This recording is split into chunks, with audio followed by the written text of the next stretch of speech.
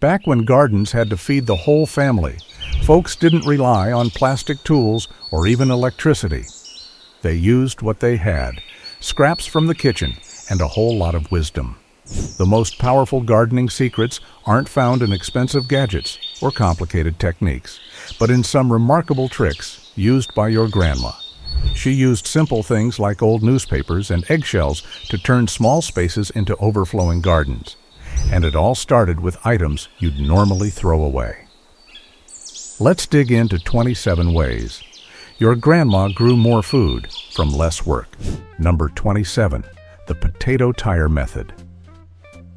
If you've got an old tire lying around and a few seed potatoes, you're sitting on one of the easiest ways to grow more food. Seasoned gardeners used to grow towering piles of potatoes using nothing but old tires and some clever layering. They'd start with one tire on the ground, toss in some seed potatoes, and as the plant grew taller, add another tire with more soil. This vertical setup encouraged tubers to form all the way up the buried stem. Instead of spreading across the yard, the entire crop grew upward. It saved space, water, and time. When it was time for harvest, they'd simply unstack each tire like a layered cake, revealing pounds of potatoes without any digging. Number 26. Homemade garlic spray. That garlic clove in your kitchen isn't just for cooking. It might be the simplest pest solution you've never thought to use. Your grandma didn't run to the store for a chemical fix. She went to the pantry, and garlic spray was her go-to solution. All it took was a few garlic cloves, hot water, and a dash of soap. They'd blend it, strain it, and spray it directly onto leaves. Bugs hated it. Plants thrived. The strong scent lingered just enough to keep beetles and caterpillars away, but didn't harm bees or ladybugs. The real beauty? It cost next to nothing. No plastic bottles or mystery ingredients. You can also add chili or onion for an extra punch. Number 25. Bird attraction methods. It only takes a bowl of water and a quiet corner to attract a pest control team to your garden. Old gardeners knew that the best way to beat bugs was to recruit birds. Instead of chasing them off, they made space for them, turning their gardens into living ecosystems. They'd set out water in pie tins, plant berry shrubs, and offer nesting spots in hedges or tree lines. In return, birds like wrens and robins handled the real work, picking off caterpillars, grasshoppers, and cutworms before the damage began. Some folks tied bits of yarn to fences for nest material or let wild patches grow to give cover and safety. With birds on patrol, there was less need for sprays, hand picking, or nighttime slug hunts. Number 24. Newspaper seedling pots. Before you toss yesterday's paper in the recycling, consider this method. Long before plastic trays and peat pellets, folks rolled their own seedling pots from yesterday's headlines. It was fast, free, and surprisingly effective. They'd wrap strips of newspaper around a glass jar, fold the bottom like a little box, and press it firm. Once filled with soil and seeds, these pots sat snug in trays until transplant time.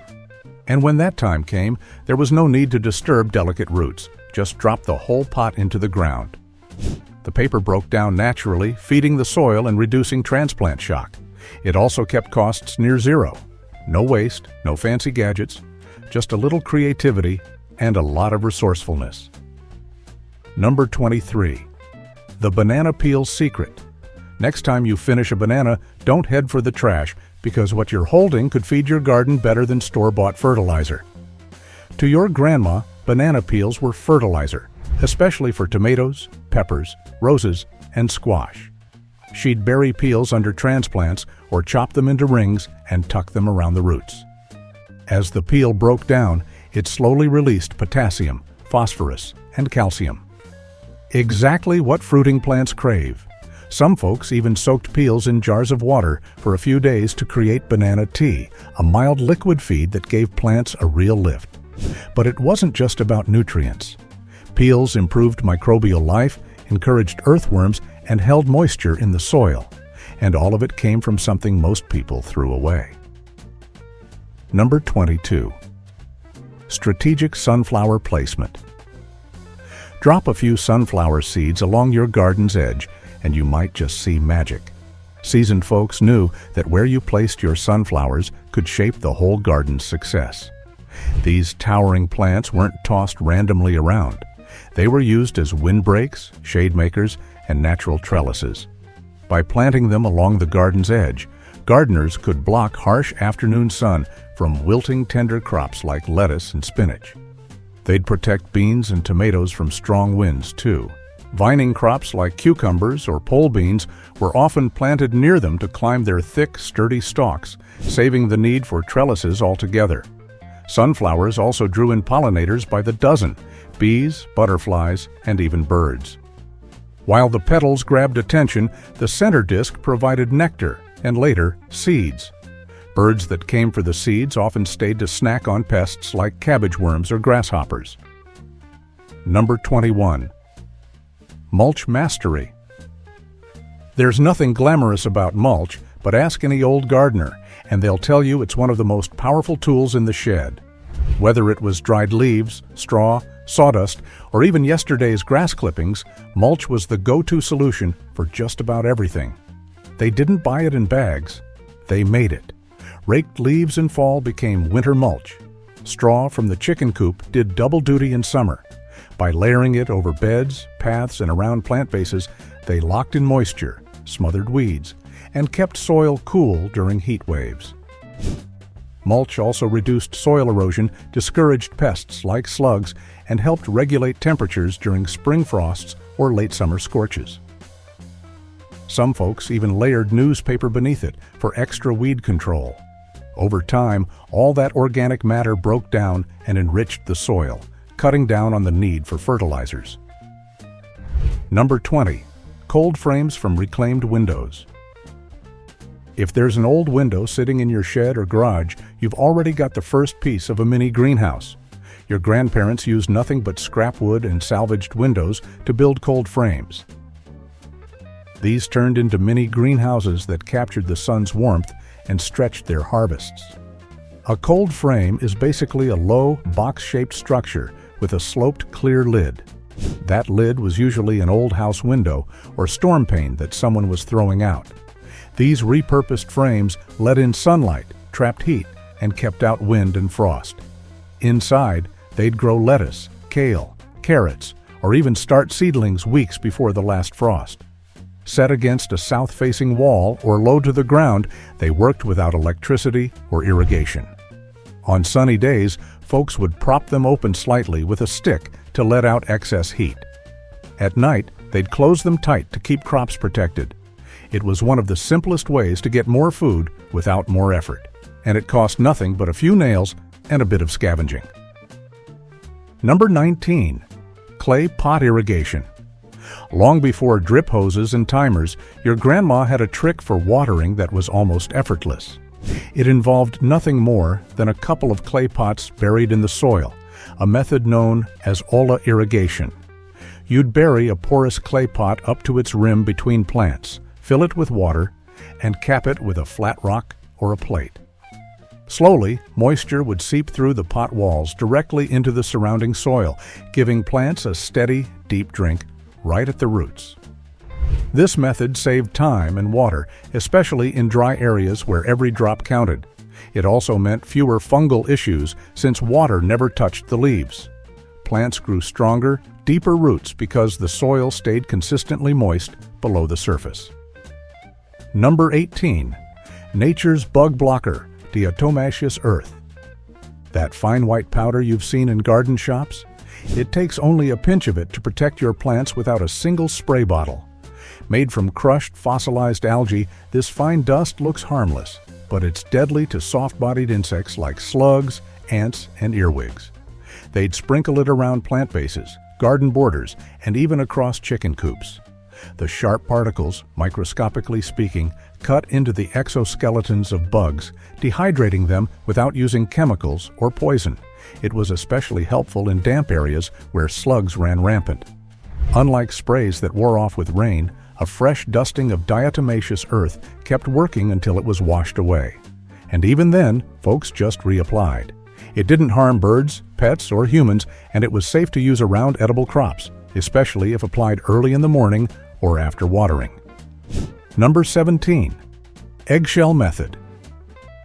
If you're cracking eggs, don't toss those shells, because old gardeners sure didn't. They'd save up a bowlful, give them a rinse, let them dry out, and crush them by hand or with a rolling pin. Then out to the garden they'd go. Sprinkled around tomatoes, peppers, or even roses, these crumbly bits worked like slow-release calcium capsules. But that wasn't all. Slugs and snails hated crawling over the sharp edges, so the shells doubled as natural pest control. One handful did the job of both fertilizer and armor, helping plants grow stronger while keeping pests away. Number 16. Cross-Pollination Prevention. If you've ever grown squash or peppers and ended up with surprises, the fix might be as simple as a few extra feet of space. Old growers knew that certain crops could easily cross-pollinate, changing the taste, size, or productivity of the next generation. To avoid surprises, they used spacing and timing tricks to prevent unintended mixing. For example, they'd separate different varieties of squash by several yards, or stagger planting times, so one bloomed weeks before the other. Some even hand-pollinated flowers with cotton swabs, covering them afterward with mesh or paper to keep pollinators from blending varieties. In seed-saving households, this was critical. You couldn't just plant two types of corn side by side and expect them to stay pure. Wise growers made mental notes of bloom cycles, used trellises or natural barriers, and sometimes even planted competing varieties on opposite ends of the property. Number 15. The Three Sisters Method. You don't need fancy planning for this method. Just 3 seeds planted close together that work like teammates to feed each other and the soil. The Three Sisters Method, corn, beans, and squash grown together, is one of them. Indigenous farmers mastered it, and wise gardeners carried it forward because it simply worked. Corn grows tall and straight, giving climbing beans a natural pole. Beans return the favor by fixing nitrogen in the soil, feeding all 3 crops. Meanwhile, the squash sprawls at the base, shading the ground to suppress weeds and keep the soil moist. Each plant supports the others, reducing labor while increasing harvest. Seasoned folks knew how to time it. Corn was planted first, then beans after the corn was a few inches tall, followed by squash once everything was established. The layout made use of space, required less weeding, and eliminated the need for trellises or fertilizer. Number 14. Fireplace Ash Distribution. Next time you clean out your wood stove or fireplace, save those ashes, because your garden will love them more than you think. Wood ash is rich in potassium, calcium, and trace minerals. Seasoned gardeners used it to boost root crops like carrots and beets, sweeten acidic soil, and even deter slugs around tender plants. A light dusting was often all it took. Too much could harm, so folks were deliberate, sprinkling it along rows, compost bins, or around fruit trees in late winter. They even used ash to reduce odors in outdoor toilets or compost piles and mixed it with water to scrub pots or shine tools. But in the garden, its power came from subtle soil balancing. When lime wasn't available, ash did the job, raising pH levels and encouraging strong plant growth. It's not ideal for every bed, especially for acid-loving crops like blueberries, but for heavy-feeding vegetables and poor soil, it was a miracle amendment. If you've got access to clean, untreated wood ash, you've got a natural soil tonic, just like the old folks used when nothing went to waste. Number 13. The cardboard trick. Flatten an old box and drop it over a weedy patch. You're going to be shocked at the results. The old folks had a quiet weapon: cardboard. Before weed fabric and plastic mulch, they smothered weeds and built soil using broken-down boxes. They'd flatten cardboard over garden beds, pathways, or new planting areas, then cover it with straw, compost, or leaves. This blocked light from reaching weed seeds, suppressed growth underneath, and kept moisture locked in. Over time, the cardboard broke down, feeding the worms and improving the soil's texture. This method worked wonders for starting new beds. No digging required, just lay it down, weigh it with mulch, and wait. Come planting season, the ground beneath would be soft, rich, and nearly weed-free. Number 12. Seed selection criteria. While you're walking the garden this season, look for that one perfect plant, because the seeds you save from it could define next year's harvest. Old gardeners were picky, choosing only the best plants to pass on their traits. They'd observe all season, looking for signs of vigor, disease resistance, and productivity. Once the fruit matured, they'd save seeds only from those standouts, never from weak, buggy, or oddly shaped plants. This careful selection built stronger crops year after year, tailored to their unique soil and climate. Number 11. Vertical growing systems. Got a fence, a stick, or even a bit of string? That's all it takes to turn empty airspace into a full-blown harvest zone. Growing vertically helps in more ways than just saving room. It boosts airflow, reduces disease, makes harvesting easier, and protects fruit from rot or ground pests. Vines stay tidy and reachable. Shade-loving crops like lettuce or spinach are sometimes tucked beneath these vertical structures to stay cool and moist in summer heat. Vertical systems also made weeding and watering simpler, concentrating effort in narrow rows instead of sprawling beds. And since sunlight reached more leaves, yields often improved. If you've got a fence, wall, or sunny corner, chances are you've got space for more food. You just need to think like the old-timers and look up instead of out. Number 10. Pest-Avoidance Planting. Before you reach for pest spray, try this.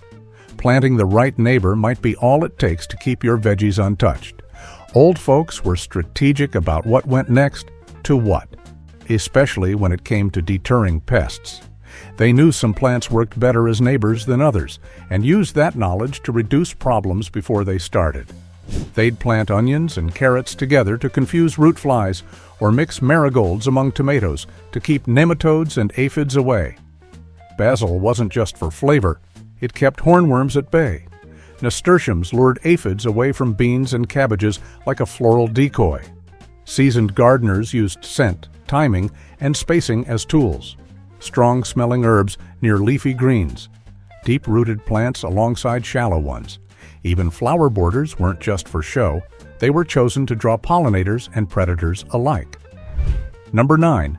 Onion Skin Method. Next time you peel onions, think twice before trashing the skins. Old-timers knew these papery scraps were garden gold. They'd toss a fistful into a jar, pour boiling water over them, and let it steep overnight, like a tea. Come morning, they had a golden brew rich in potassium and natural plant boosters. This onion skin tea went straight to the roots, poured into the soil to strengthen stems, boost flowering, and fend off disease. Or they'd bury the skins right in planting holes for a slow, steady nutrient release. Number 8. The early-late double harvest. Plant once, harvest twice. That was the quiet genius behind the early-late method many old growers used. They knew how to stagger cool and warm season crops in the same bed, squeezing every ounce of productivity out of the soil without adding work. In early spring, they'd plant fast-growing crops like spinach, lettuce, radishes, or peas. These would mature just as the last frost faded, making room for summer stars like tomatoes, beans, or squash. No digging or turning needed. Just harvest and replant. Fall worked the same way. After pulling summer crops, they'd drop in kale, beets, or turnips for a final autumn yield. Sometimes they even got 3 rounds from the same patch with proper timing. Number 7. Simple seed storage. A paper envelope, a dry drawer, and a name written in pen. That's really all it takes to keep your best seeds alive till next year. Seed saving was serious business for your grandma, and how she stored them made all the difference come planting time.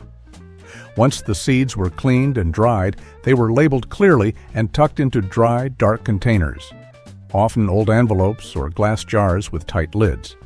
Some folks even added a pinch of rice or powdered milk to absorb any lingering moisture. Storage spots were always cool and dark, basements, pantries, or even the root cellar. They knew that heat, light, and humidity could kill a seed's potential, so they avoided those enemies like the plague. Number 6. Strategic microclimate use. If you've ever noticed one corner of your yard stays warmer or dries out faster, trust that instinct because plants notice it too. Not all garden spots are equal, and your grandma knew how to use that to her advantage. She'd observe where snow melted first, which fence line held heat, and which corner stayed shaded into the afternoon. You can plant tomatoes or melons near stone walls to trap extra heat, or put leafy greens in areas that catch morning sun but stay cool after noon. Windy hillsides have root vegetables. Low spots hold moisture and are perfect for thirsty crops like cabbage or celery. Number 5. Intensive square-foot gardening. Ever feel like your garden isn't pulling its weight? Old gardeners knew how to make every square inch count, and they didn't need sprawling fields to feed a family. The key was planting tight and smart, not wide and wild. They divided beds into square-foot grids using string, sticks, or just visual rows, then planted high-yield crops in dense but purposeful patterns. Lettuce, radishes, onions, and herbs were tucked in where others left bare soil. Tall crops were placed to the north so they wouldn't block sun from shorter neighbors. This method made weeding faster, watering simpler, and harvesting more efficient. It also discouraged weeds from gaining a foothold. And because beds were never walked on, the soil stayed loose, meaning less digging year after year.